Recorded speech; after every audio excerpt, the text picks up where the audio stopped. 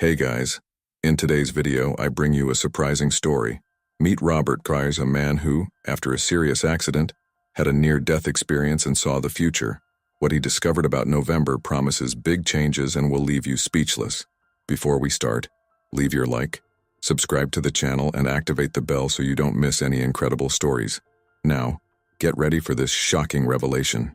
My name is Robert, and I'm here to share something that completely changed my life. I am an ordinary man who has always led a fairly normal life until 1991. I work in the corporate sector, have close friends, and have always been known for my sense of humor and dedication to my work. I've never been much of a believer in supernatural things or mystical experiences. In fact, I've always been quite skeptical about these matters. I like to base my decisions on concrete facts and tangible evidence. I live in a quiet house with my cat and my dog, who are my constant companions. I have an ex-girlfriend, Bethany, who continues to be a great friend and source of support. My doctor, Dr. Caleb Monroe, has been more than a healthcare professional. He has become an important confidant over the years. Before the accident, I was an extremely active person. He loved playing sports, traveling, and was always involved in some new project. My professional life was on the rise, and I had big plans for the future. He was the type of person who woke up early every day, went to the gym before work, and still found time to socialize with friends during the week.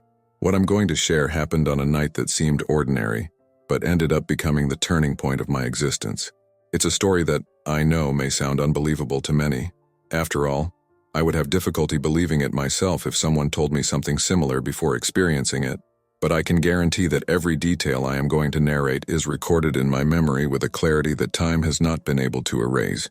I'm sharing this experience not to convince anyone of anything, but because I feel it's important for other people to know that there is something beyond what our eyes can see and our rational mind can understand. My story is a testimony that life is much more complex and mysterious than we imagine, and that sometimes we need to go through extreme experiences to understand truths that were always there, in front of us. It's evening, and I'm heading home after a work meeting with some friends. The road is relatively quiet, with just a few lights from streetlights and the occasional car passing in the opposite direction. I'm in the back seat of the car, trying to relax a little after a long day. The seatbelt is properly adjusted and my eyes begin to feel heavy with fatigue. There's something different in the air tonight. I feel an inexplicable weight in my chest, a kind of premonition that I can't clearly define. It's like a part of me knows something important is about to happen, but my conscious mind can't process this silent warning. The following events unfold as if in slow motion, although in reality they only lasted a few seconds. First, I hear a deafening sound, a metallic noise that seems to tear through the night air. Then comes the sound of shattering glass, thousands of tiny fragments shining like diamonds under the road lights. The world starts to spin. My body is thrown with incredible force, defying the resistance of the seatbelt. I feel a violent impact, and immediately realize that something is terribly wrong with my neck. The pain is intense but strangely distant, as if it were happening to someone else. I am conscious throughout the process, observing each moment with surreal clarity. It's as if time has fragmented into small pieces, and I can examine each one separately. The sounds, the lights, the sensations, everything seems amplified and, at the same time, distorted. People approach. Alarmed voices argue around me. Someone mentions an ambulance. Another shouts for help. I want to move, but my body doesn't respond to my brain's commands. It's a terrifying feeling, like being trapped inside yourself. The only movement I can do is with my shoulders and, very slightly, my biceps. As I wait for help, floating in a state between consciousness and unconsciousness, I begin to realize that my life will never be the same. It's not just a feeling. It's a certainty that settles in my mind with the force of an absolute truth. The Robert who got into that car a few hours ago is about to give way to a completely different person. The hospital lights pass overhead as I am rushed through the hallways. The stretcher moves quickly, and each jolt sends waves of pain through my body. The medical team speaks in technical terms that I don't fully understand, but I can hear the urgency in their voices. The hospital environment is a whirlwind of activity. Doctors and nurses move with coordinated precision around me, hooking up monitors, checking vitals, preparing equipment. Dr. Monroe, who would become my regular doctor, stands among them, his calm voice a contrast to the organized chaos that surrounds me. The reality of my situation begins to set in. I can't move my body from the neck down except for some minimal shoulder movements. My arms and hands, which a few hours ago I used naturally, now seem to belong to someone else. It's a surreal feeling, as if my body has been replaced with an incomplete version of itself. The doctors explain that I will need to undergo surgery immediately.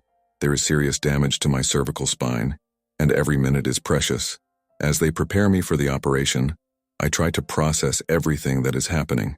My mind is strangely clear, despite the gravity of the situation. The anesthesiologist approaches and begins to explain the procedure. His voice is gentle, professional, but I hear a tone of concern in his words. He mentions that the surgery will be long and complex. As the anesthesia begins to be administered, I feel a mix of fear and a strange curiosity about what is to come. The white ceiling of the operating room is the last thing I see before the anesthesia takes effect. The lights start to get blurry, and the sounds around me become more and more distant. I don't know yet, but I'm about to experience something that goes far beyond the physical experience of surgery, something that will fundamentally change my understanding of life and death. Suddenly, I'm no longer on the operating table.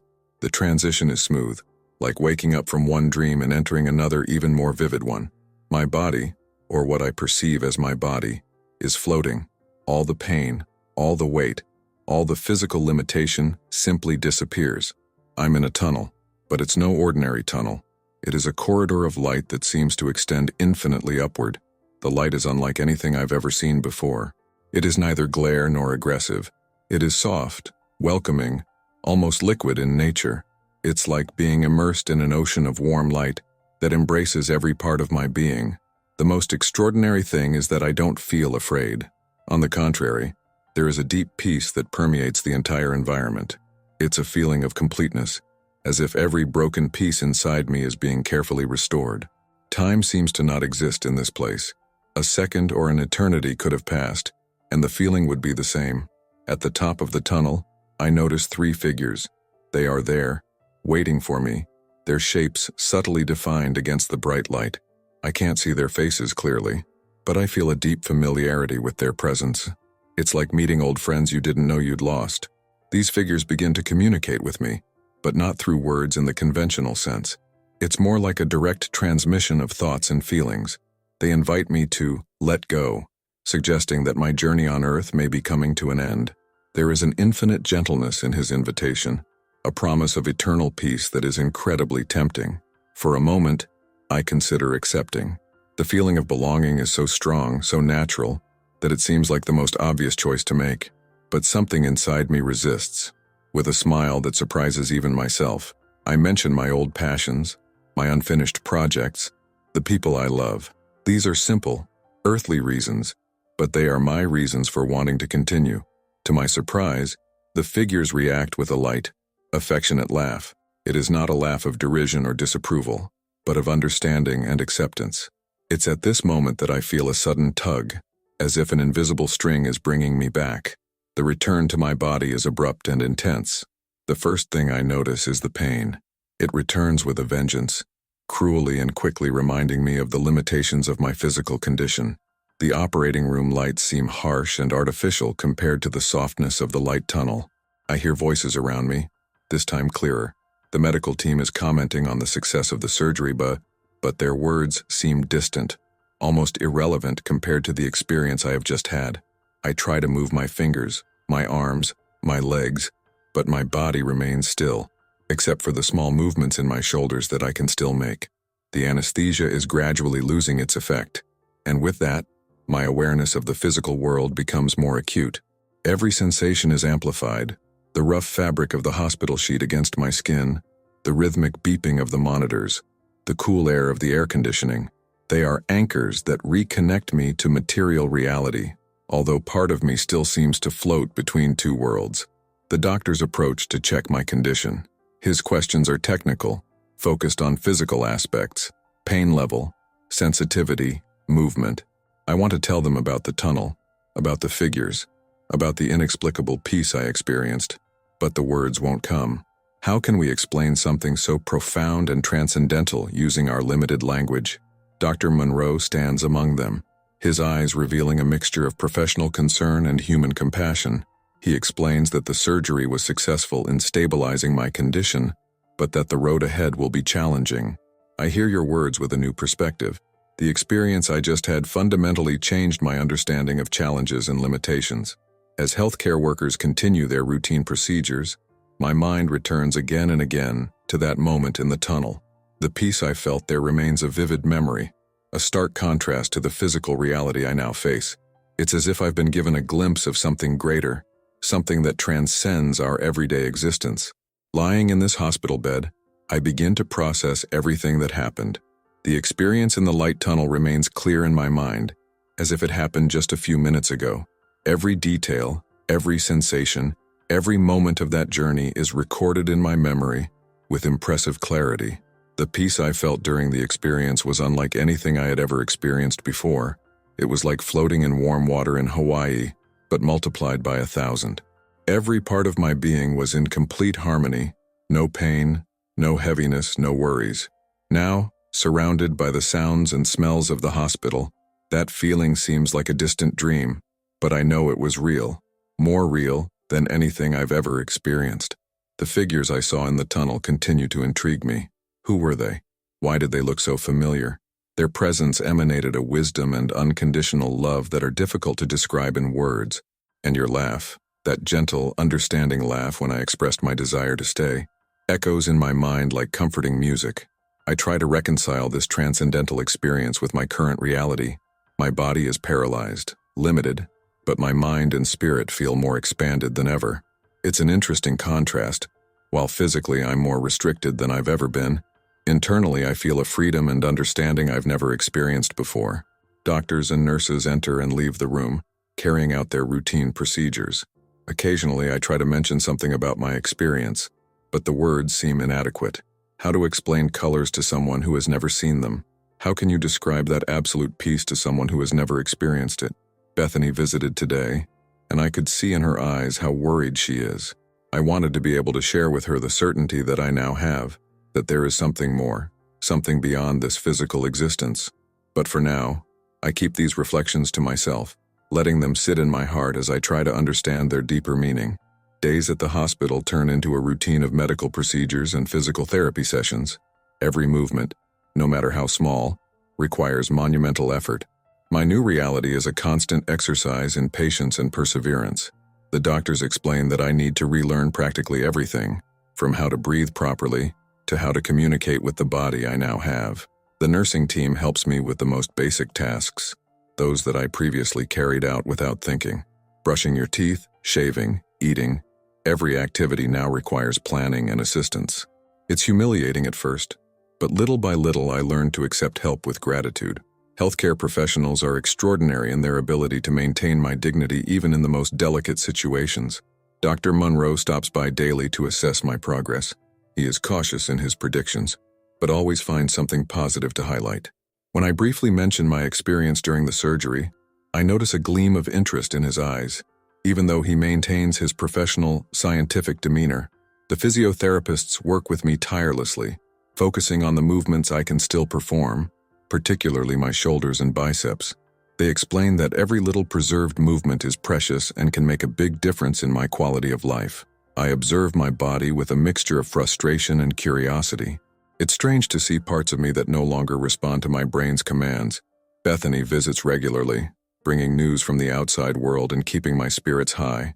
She tries not to show it, but I know she's learning to deal with this new version of me as much as I am. Your presence is a constant reminder that despite everything that has changed, some things remain the same, like the affection and connection we share. During the long nights in the hospital, when everything is silent, my mind often returns to that experience in the tunnel of light. The peace I felt there became a kind of anchor, something I cling to in the most difficult moments. Paradoxically, it took me almost dying to learn something profound about how to live. As the days pass in the hospital, something new begins to happen in my sleep. The dreams I have are not ordinary. They are intensely vivid and charged with meaning. In the first of them, I see a friend who passed away a few years ago. He's in a field covered in flowers, smiling in a way that reminds me of old times. In this dream, my friend doesn't say much, but his presence conveys a clear message. I am not alone on this journey. He shows me the flower field, making broad gestures with his hands, as if he wants me to understand that there is beauty even in the most difficult moments. I wake up with a feeling of comfort that stays with me throughout the day. The dreams keep coming, each bringing their own messages and revelations. Sometimes they are people I knew who are now gone. Other times, they are figures I don't recognize, but who seem to know my story deeply. It's as if a door was opened after my near-death experience, allowing me to access a different level of consciousness during sleep. The medical team attributes these dreams to medication or the trauma of the accident, but I know there is something more going on. The clarity and consistency of the messages I receive are unlike anything I've experienced before. Each dream seems connected to the previous one, like chapters in a book that is gradually being revealed. During the day, I find myself reflecting on these dreams, trying to decipher their meanings. Some are direct in their messages of comfort and hope. Others are more enigmatic, leaving me with questions that take days to answer. It's as if my mind is expanding to accommodate a new way of understanding. Dr. Monroe notices subtle changes in my behavior. When I try to explain about dreams, he listens with respectful attention, even though his medical training makes him seek more scientific explanations. Bethany, on the other hand, seems to intuitively understand what I'm experiencing, as if she, too, can sense that something extraordinary is happening. Today, lying in my hospital bed, I realize that my consciousness is changing in ways I never imagined possible. It's as if the accident and subsequent near-death experience opened channels of perception that had always been there but that I had never noticed before. I feel energies and presences in the room that I cannot explain rationally. Sometimes when doctors or nurses come in, I can feel their emotions before they even say anything. It's a subtle sensation, like invisible waves reaching me, bringing information about your moods. Some seem to radiate concern, others compassion, and there are those that bring with them a light, optimistic energy that immediately elevates the ambience of the room. This new sensitivity is not limited to just people. I notice changes in the environment before they happen. Minutes before a storm, for example, I feel a change in the atmosphere that goes beyond the obvious physical changes. It's as if you can feel nature itself preparing for the event. The figures I saw in the tunnel of light during my near-death experience seem closer now. I don't see them like I used to, but I feel their presence occasionally, especially during moments of great physical or emotional difficulty. It's as if they are fulfilling a silent promise not to abandon me. The dreams continue, but now they seem more like visits to another dimension than simple dreams. I come to terms with information and understandings I didn't have before. Sometimes they are personal messages. Sometimes they are broader understandings about the nature of life and consciousness. I try to keep a mental record of everything since I can't write it down on my own. Dr. Monroe notices that something has changed in me. During our conversations, I notice that he watches me with a different interest, as if he is trying to understand something that his medical training cannot fully explain. He asks more questions now, not just about my physical state, but about my perceptions and experiences. Here, in this moment, as I share my story, I feel a deep gratitude to be alive. I learned that life is much more than our physical experience. My body may be limited, but my consciousness has expanded in ways I never imagined possible. The peace I experienced in that tunnel of light remains with me as a vivid memory, a constant reminder that there is something greater than our earthly existence. It's not something I can touch or show others, but it's as real as the air I breathe. This certainty gives me strength to face each new day, each challenge that arises. The doctors continue their dedicated work, focused on my physical recovery. I accept your care with gratitude, although I know that the journey I am experiencing goes far beyond what traditional medicine can explain. Dr. Monroe, in particular, has become more than a doctor. He is a silent witness to the transformation I am experiencing. Bethany continues to be a pillar of support, adapting with me to this new reality. Your presence reminds me that love transcends physical limitations. In the moments when she is here, talking about everyday things or simply holding my hand, I feel a connection that goes beyond words. The dreams and insights continue to develop, as if each day brings a new layer of understanding.